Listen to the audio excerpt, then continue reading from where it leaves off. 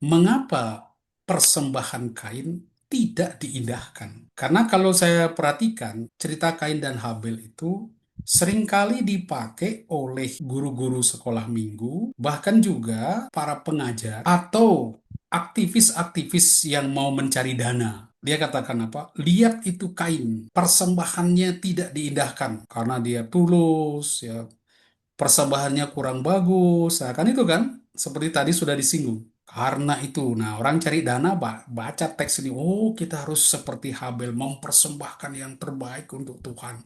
Jangan seperti Kain. Ini orang cenderung melihat mengapa persembahan Kain tidak diindahkan dan mulai menyalahkan Kain begitu banyak. Mengapa? Karena di balik atau di otak kita sudah ada apa yang namanya keadilan retributif. Yaitu Allah membalas setiap orang sesuai dengan perbuatannya. Pada Engkau ya Tuhan ada kasih setia, Engkau membalas setiap orang menurut perbuatannya. Di otak kita begitu. Sehingga ketika kita melihat persembahan Kain tidak diindahkan, wah ini pasti karena perbuatannya. Ada yang tidak beres pada Kain sehingga Tuhan tidak mengindahkan persembahannya. Nah, saya beri contoh. Jadi saya menganalisa pandangan-pandangan orang tentang mengapa persembahan Kain tidak diindahkan. Pertama, saya mulai dengan legenda. Di dalam legenda Yahudi, dikatakan Kain itu anak ular. Wah, ini cukup populer. Ketika saya katakan ini kepada satu kelompok masyarakat, ya, dulu kan kita bisa jalan-jalan ke sana kemari ya. Dalam satu suku, saya dapat tugas ke sana. Ketika saya cerita tentang legenda ini, mereka kaget. Mereka katakan, oh di tempat kami juga ada pandangan manusia kawin dengan ular. Dan itu bisa jadi sakti. Ular itu kadang-kadang muncul, kadang-kadang tidak. Jadi ada orang yang dipercaya hasil hubungan antara manusia dengan ular. Uh, kaget saya. Ternyata cerita begitu populer juga di Indonesia. Ada juga yang berpikiran ya.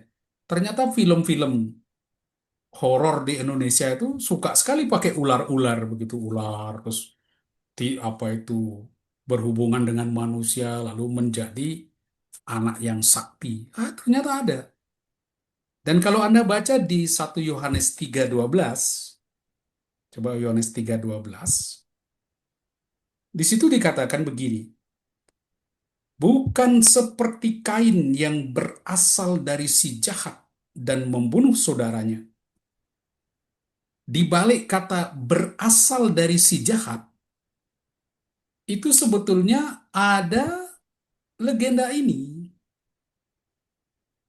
Legenda yang mengatakan bahwa Kain itu adalah anak dari hubungan gelap Hawa dengan ular. Karena itu, dari sononya, nah itu kalau pakai gaya orang Jawa, dari sononya, Kain itu sudah nggak baik. Sudah orang bukan orang baik. Bibitnya sudah nggak benar. Karena itu ya sudah, Tuhan tidak indahkan. Tapi jujur saja, ini kan legenda, bukan suatu fakta. Jadi tidak ada di dalam teks ini yang mengatakan Kain itu anak dari ular dan Hawa. Nah, karena orang merasa ini tidak beres, masih banyak lagi ya, tapi tidak punya dasar, menyalahkan Kain di situ. Lalu ada yang berpandangan lain. Ya, Leveng misalnya, ini soal Allah ini. Jangan cari salahnya pada Kain, tetapi pada Allah. Allah itu suka bau daging panggang, suka sate. Ya kan, masih ingat ketika Nuh mempersembahkan kurban. Wah, Tuhan cium baunya, langsung dia kata, aku tidak akan hukum manusia lagi. Enak. Nah, itu orang berpikir, Tuhan suka daging panggang, ya jelas saja. Persembahan Habel yang diterima, persembahan Kain tidak. Apalagi Misalnya Spina katakan, tanah telah dikutuk Tuhan. Hasil tanah nggak bagus dong, sudah dikutuk. Tapi kalau kita baca, tidak pernah dikatakan Tuhan menolak buah dari tanah. Bahkan di dalam cerita tentang Melkisedek, Tuhan berkenan menerima persembahan buah-buahan hasil bumi yang dibawa oleh Melkisedek atau buah bungaran. Jadi tidak ada indikasi Tuhan itu tidak suka hasil dari tanah karena tanah sudah dikutuk. Jadi kita bisa tolak semua pandangan orang-orang ini. Bahwa Allah menyukai bau daging panggang, oke. Tapi kan tidak berarti persembahan Kain harus ditolak. Wong dia juga suka buah-buahan kok. Nah, ujungnya begini. Tarik, tarik, tarik, tarik. Gak ketemu semua salahnya. Oke lah. Misteri. Nah, itu kan paling enak kan. Ketika Anda susah menjawab, bilang aja, oh itu misteri. Nah, kalau sudah misteri selesai. Berarti nggak tahu kan di luar kemampuan kita untuk menangkapnya. Itu juga orang katakan ini misteri pilihan Allah. Allah mau pilih siapa ya terserah terserah dia. Ya karep-karepe. Mau pilih ini, mau pilih itu terserah. Jadi kita tidak bisa menghakimi Allah atau menebak Allah. Allah berkenan pada yang kecil, berkenan pada apa ini Habel, ya sudah. Dia lebih suka binatang daripada hasil bumi, ya urusan dia. Itu kan pilihan. Mau pilih mana, mau pilih. Jadi jangan menganggap Allah melakukan kesalahan. Jadi ya sudah, rendah hati saja, terima apa adanya. Jangan cari-cari mengapa Tuhan tidak mengindahkan persembahan Kain. Ini salah satu cara lagi ya untuk menjawab supaya terpuaskan kenapa persembahan Kain tidak diindahkan. Cari di dalam Alkitab, cari di dalam teksnya, gak ketemu. Apa yang ditulis oleh Yohanes tadi, itu kan tafsiran dia. Dia membaca teks itu lalu dia menafsirkan dengan cara sudut dia. Ini ketika sampai tidak ditemukan penyebab atau apa sebetulnya kesalahan Kain, ya buntu, ya sudah, rendah hati aja, terima aja. Nah, apakah memang demikian? Saya katakan, baca teks yang ada.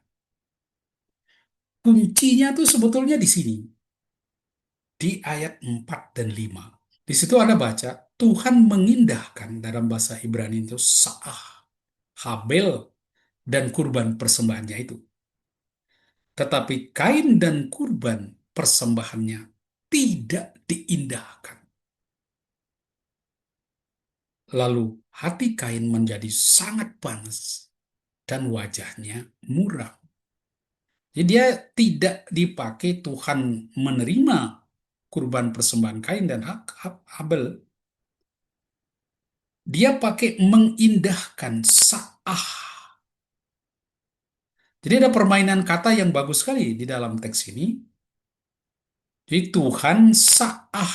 Sebetulnya normalnya ya harfiahnya dia berarti memandang, mengindahkan, bukan menerima.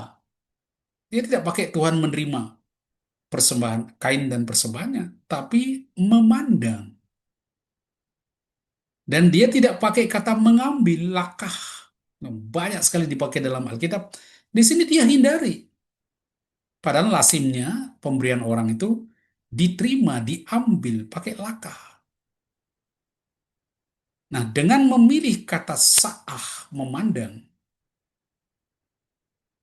penulis ini melemahkan ide penolakan.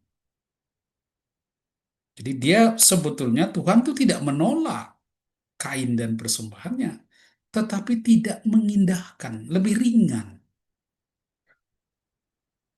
Dan dengan memakai kata sa'ah memandang, dia kontraskan ini dengan kata napal, jatuh, menunduk. Jadi muka Tuhan, tanggapan Tuhan, ya mengapa kamu memandang itu? Jadi dia dikontraskan antara memandang dan jatuh, menunduk. Ya, di situ kan Kain ya, mukanya, Kain dan kurban persembahannya itu tidak diindahkan, tidak dipandang sah. Sekali lagi, bukan diterima atau diambil, tapi dipandang, diindahkan, sah. Nah, karena kurbannya tidak diindahkan, tidak dipandang, efeknya apa? Muka kain muram. Itu yang Anda lihat. Dia katakan firman Tuhan kepada Kain, mengapa hatimu panas dan mukamu muram? Jadi gara-gara Saah memandang, melihat, Kain lalu terjerumus di dalam dosa, mukanya muram, napal, jatuh mukanya. Bukannya naik gembira, tetapi turun jatuh menunduk. Kain muram. Jadi bukan mau menunjukkan persembahan Kain ditolak. Jadi di teks ini tidak ada pernyataan bahwa persembahan Kain ditolak, tapi tidak diindahkan, dilemahkan dari makna penolakan yang keras itu. Nah, karena itu mau menunjukkan persembahan Kain Karbe bahwa keduanya mendapat hasil yang berbeda. Jadi persembahan Kain dan persembahan Habel hasilnya berbeda. Dan perbedaan itu tidak perlu dikaitkan dengan kejahatan. Wah, Tuhan jahat, pilih kasih. Itu misteri pilihan, lo gimana?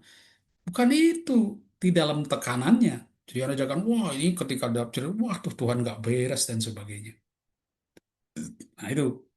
Jadi ini soal nanti menyikapi perbedaan. Tak perlu dikaitkan dengan kejahatan, misteri pilihan, tak perlu.